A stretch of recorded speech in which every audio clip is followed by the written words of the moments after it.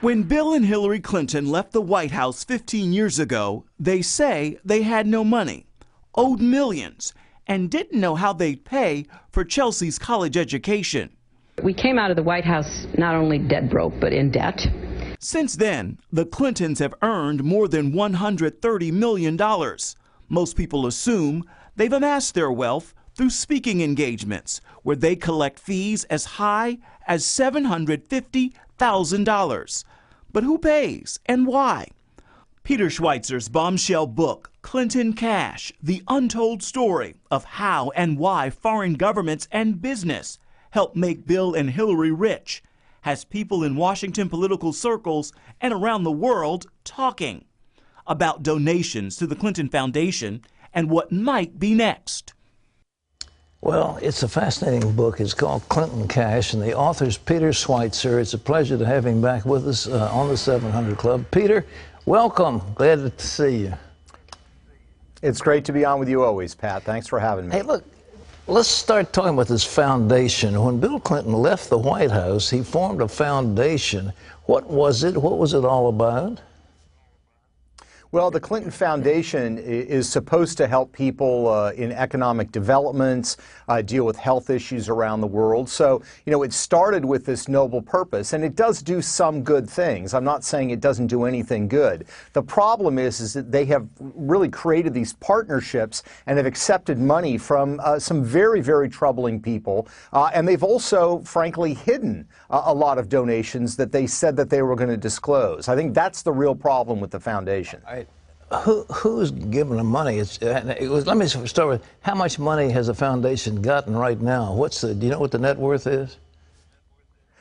Well, basically, Pat, from 2001 to the present, we're looking at about $2 billion, roughly $150 million a year they take in. And, you know, they get it from U.S. corporations, but in this book, I focused exclusively on foreign entities. That's foreign corporations, foreign businesses, foreign governments. And in a lot of cases, these are, you know, elites that are operating in very, very troublesome areas that have, you know, huge problems with human rights, corruption, and have long histories in those areas. All right, now, when Hillary becomes Secretary of State, they make her sign an agreement that she will disclose funds going into to the foundation, and that if they will not accept certain funds except that which has been disclosed. Talk about that for her.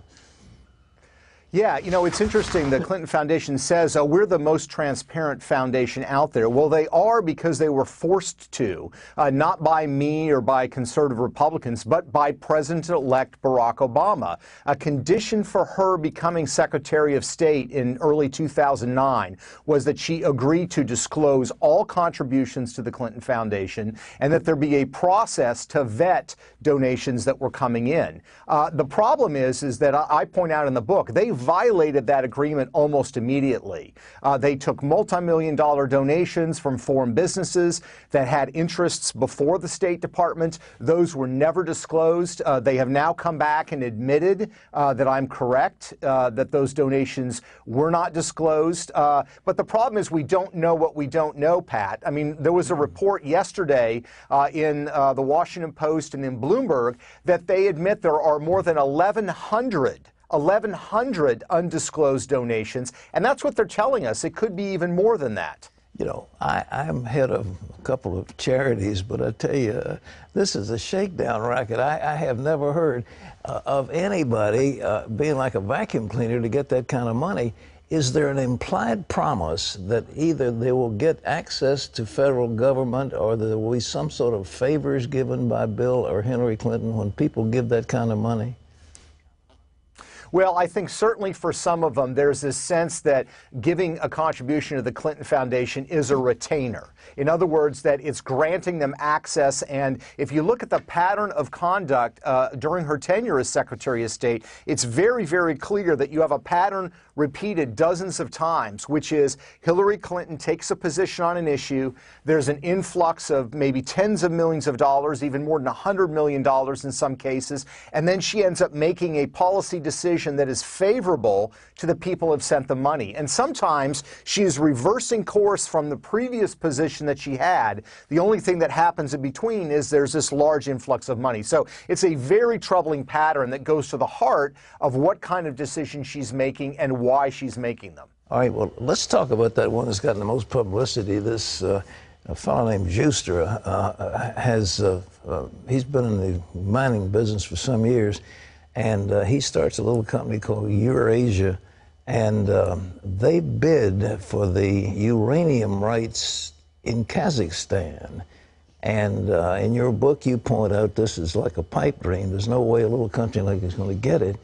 But then President Nazarbayev of Kazakhstan wants to be recognized as a world leader by Bill Clinton, and Bill Clinton embraces him.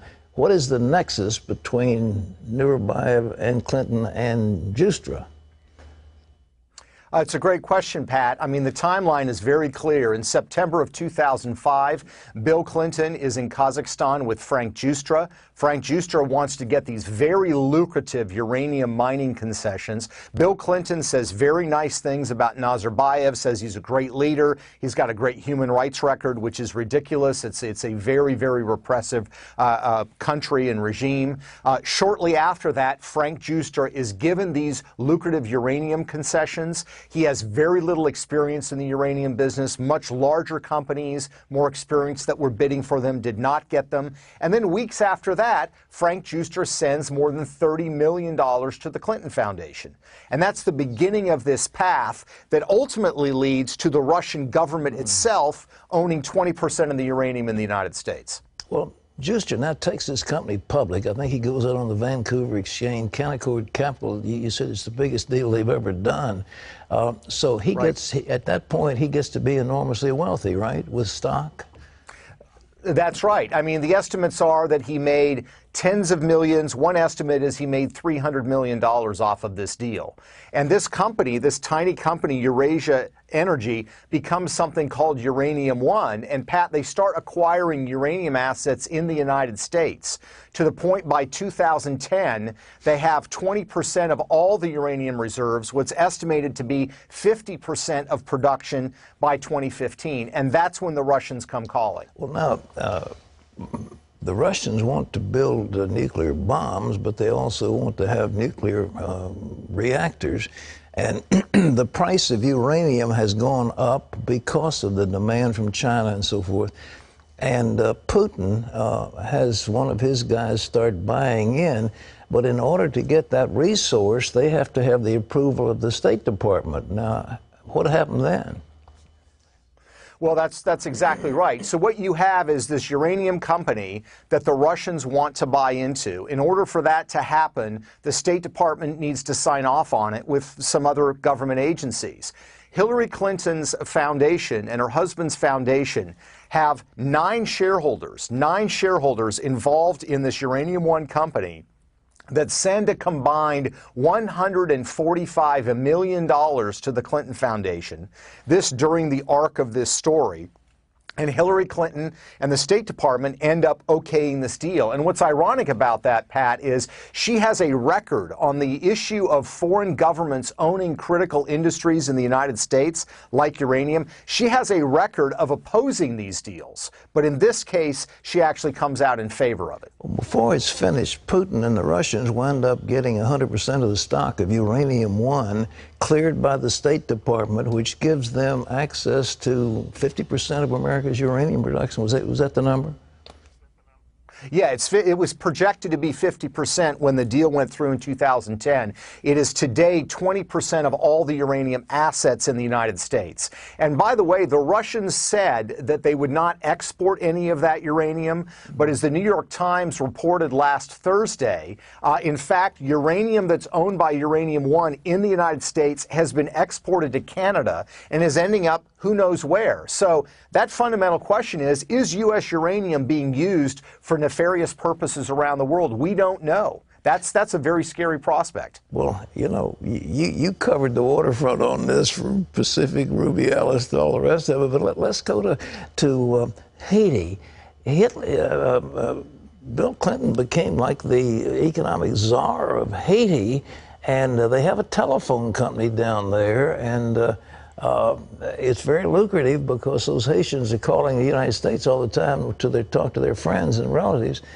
What was the deal on that? How did the Irish O'Brien get his hands on that?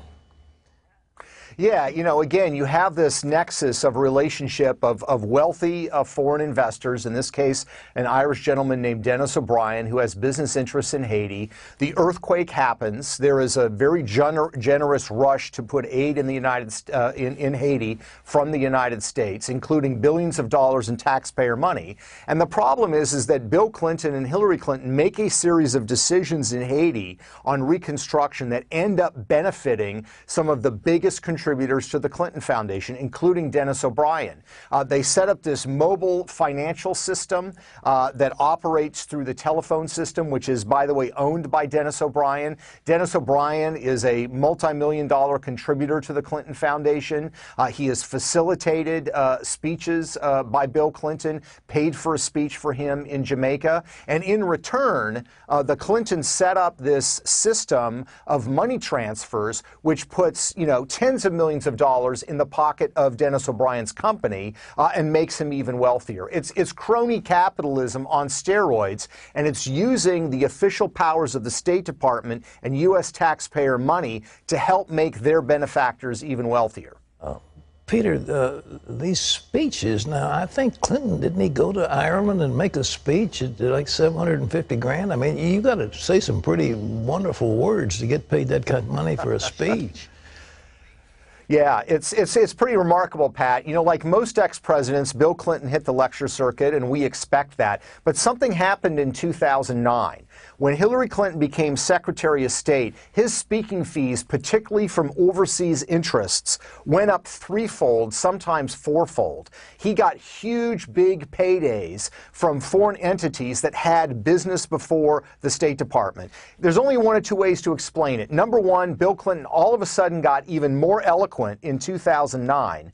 Or these entities recognize the fact that by hiring him as a speaker, they could have access to his wife, who is going to make decisions that were very important to them. And there's a very troubling pattern there again. High speaking fees paid by somebody who had never sponsored him before. Hillary Clinton, shortly after, takes favorable action for the benefit of those entities. Peter, the average person, myself among them, would be absolutely shamed out of our mind if we had done stuff like this. They don't seem to have any shame, do they? I think they seem to believe that they are doing such good and virtuous things that the rules don't apply to them, and that it's okay for them to cash in. It's okay for them to take large contributions from people in Africa that deal with warlords, that deal with very troubling human rights situations, with people that have criminal records and have been charged and convicted in courts around the world for various crimes. I think they believe that they are so good and virtuous that it doesn't matter that they're doing those things. That's the only explanation I can come to. By the way, their daughter Chelsea bought a $10 million apartment in New York. Where did she get the money for that? Well, the Clintons have done very, very well in the post-presidential years. We expect that ex-presidents are going to take in some money, but it's been remarkable. And when you look at the pattern of who is paying them and why, look, the Clintons are very shrewd people. They've been called a lot of things over the years. Naive is not one of them. They have to know why people are throwing money at them, and it doesn't seem to bother them, and it allows them to, to live beyond their wildest dreams as far as wealth is concerned. Are you having threats against your own person because of your exposés? I'll just say, Pat, that I do have security now. That's happened as a result of the book. It was not something that actually I pushed for, but was encouraged by other individuals because of various things going on. And I'll just leave it at that. Well, Peter, it's a fabulous book. The research is exhaustive, ladies and gentlemen. It will stand up to scrutiny if anybody wants to attack it. Page after page after page of research documentation. It has, we're talking about African warlords. We've got Colombian oil concessions, timber concessions. We've got things all over the world. And all of the deals somehow flow back into the Clintons to get a little piece of the action. It's a fascinating book. It'll be Peter, it'll be available, I think, Tuesday on the book stands. Yeah, you can pre-order it online at Amazon or Barnes & Noble, but yes, it'll be in bookstores on Tuesday, May 5th. Well, it's a hot seller, and thank you so much for being with us. It's a fascinating read. Appreciate your work. Thank you so much, Pat. I appreciate it.